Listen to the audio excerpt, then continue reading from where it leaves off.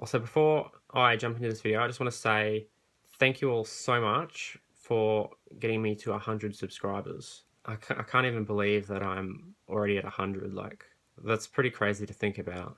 So yeah, thank you to everyone who has subscribed, and I hope that you have been enjoying my content, and I'll definitely be continuing to put out more of it in the future. I do have some exciting things planned. I've still got my Bad Batch stuff, which I want to do. That'll be coming out as soon as I get the chance. Once again, thank you all so much, and I'll let you continue with the video.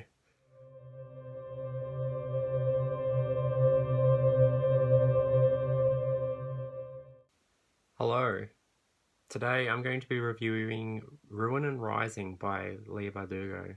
Now, I've already covered the first two books in the series. I'll link my reviews to both of them in the description below. And yeah, this is the third and final book in the trilogy. Before I get into my thoughts on this book though, I'll very briefly recap what happens in the first two books. Obviously, if you already know, you can feel free to skip this section. At the start of the story, we are introduced to the main character, Alina. She is what's called a sun summoner. Basically, a very powerful Grisha, which is the term for like people with magic, who has the ability to summon light. And this is like an exceedingly rare ability. And it's a big deal because her powers are necessary to combat the Fold. Basically, the Fold's this like great big darkness that splits Ravka in two and is home to these monsters called Volcra. So Alina gets taken back to the Grisha school and she trains there for a bit. But then eventually she runs away because she gets told that the Darkling, who is running the Grisha school, is actually evil. So she flees and tries to escape, but eventually she gets tracked down by the Darkling and taken captive. And she has this amplifier made in the form of a collar that is put on her, and the Darkling tries to use this to control her power, but she breaks free and is able to escape, fleeing the country. In the second book, Alina gets found by the Darkling again and captured after having been in hiding for a bit, and she gets brought back to Ravka after being rescued by a privateer named Stormhund, who is later revealed to be Nikolai Lantsov, one of the princes of Ravka and second in line to the throne. And she works with Nikolai for a bit. They return to the capital. Alina's put in charge of the Grisha for a while. They try and prepare for the Darkling's eventual attack, and then eventually he takes them by surprise, overwhelms them, and ends up taking control of Ravka. Nikolai escapes, and then Alina is forced to flee with the few remaining Grisha who are still alive and on her side, and she ends up in the care of the Apparat, who is this religious fanatic, basically. And that's where the second book leaves us off. And throughout most of that time, Alina is also accompanied by Mal, who was her childhood friend and becomes her like love interest throughout the course of the series. To give a basic overview of the plot of Ruin and Rising, essentially it starts out with Alina in this underground area with the Apparat and a bunch of religious fanatics who worship Alina as a saint. In their religion, they have like all these saints that they worship as like these great historical figures, I guess, that did wonderful miracles. And the Apparat's sort of been pushing the idea that Alina is a saint. However, she's not entirely there of her own will. It's more like she's sort of imprisoned in a sense. And she can't really do much because she's underground and she's been left weak. Without light, her magic is like useless. Her companions managed to hatch a plan to allow her to get some control back, and she ends up managing to get away. And then she, Mal, and her few remaining Grisha companions end up leaving to go out in search of Nikolai, which they eventually stumble across him when he conveniently comes in to rescue them after they've been captured by a bunch of soldiers. So then they join Nikolai as he takes them back to his base of operations, which is at the top of this mountain. He has like a fleet of airships, which is why he's operating from the top of a mountain. So they spend a bit of time there. They make some plans, but eventually the Darkling finds out where they are and attacks them, and they're forced to sort of change their plans a bit. Nikolai is turned into like a flying monster by the Darkling. Alina, Mal, and a few of her Grisha end up fleeing aboard one of those airships, and they go in search of the Firebird. In the first book, Alina and Mal track down this stag, which is used to make the collar, which is the first amplifier that Alina gets. And it basically enhances her like magical abilities and powers and all that. In the second book, they track down this sea serpent, which ends up getting killed, and it's made into a second amplifier, which Alina uses, and it makes her even stronger. And also in the second book, we found out about the Firebird, which was believed to be the third amplifier. And Alina had a hunch as to where to go to look for it, but nothing like concrete. But now Alina decides to go test out this hunch, and they go visit this place where she thinks it might be. So they land, they go on this great big journey, but eventually manage to actually find the Firebird.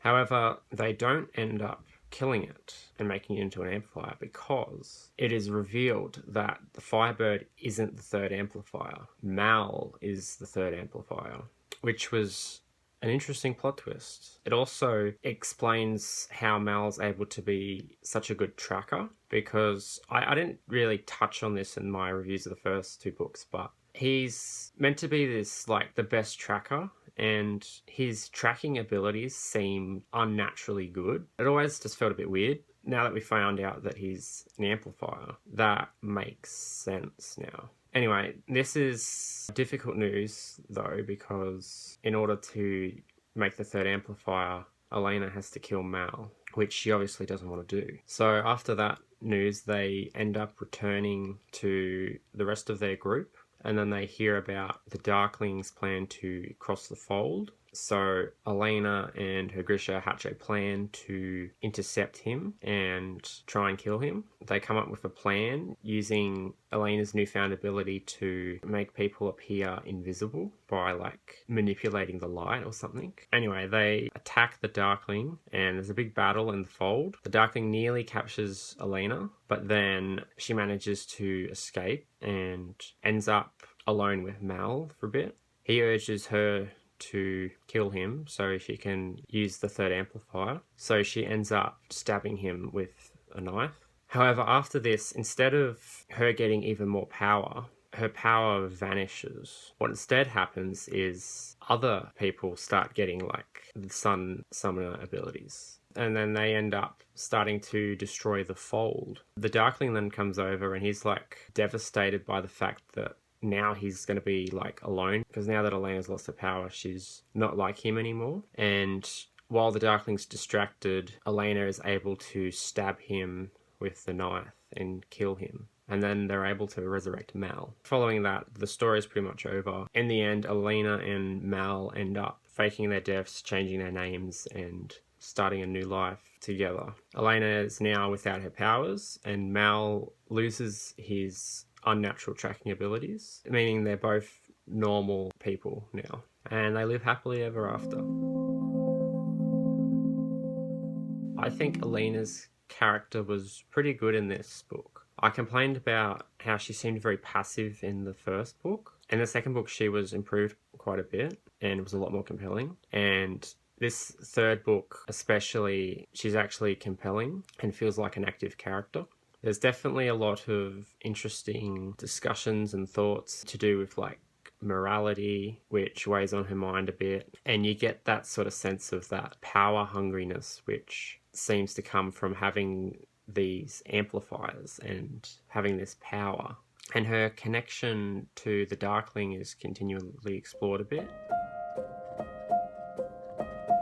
The Darkling himself is actually somewhat interesting in a sense. It's because he's like so long-lived. He's sort of falls into that category of like an immortal who has to deal with the fact that everyone else will inevitably outlive him. He's essentially like a Grisha with particularly great power, which grants him like long life, something which Alina also has with her power. And that's part of the reason they seem to have this connection. Or the Darkling sees her as like basically the only person who's like him. And we get a bit more of his backstory in this book, which sort of explains a little bit more some of his motivations. So he is a interesting villain.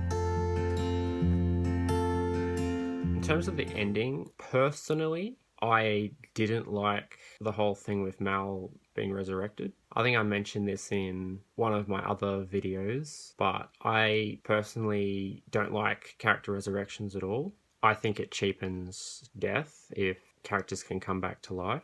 And especially since it's sort of built up that he would need to be killed to make this amplifier. Now, I'm not saying that I wanted him to die. I just don't like that he died and then came back. I feel like it cheapens his death. But I mean, aside from that, I think the happy ending was well deserved.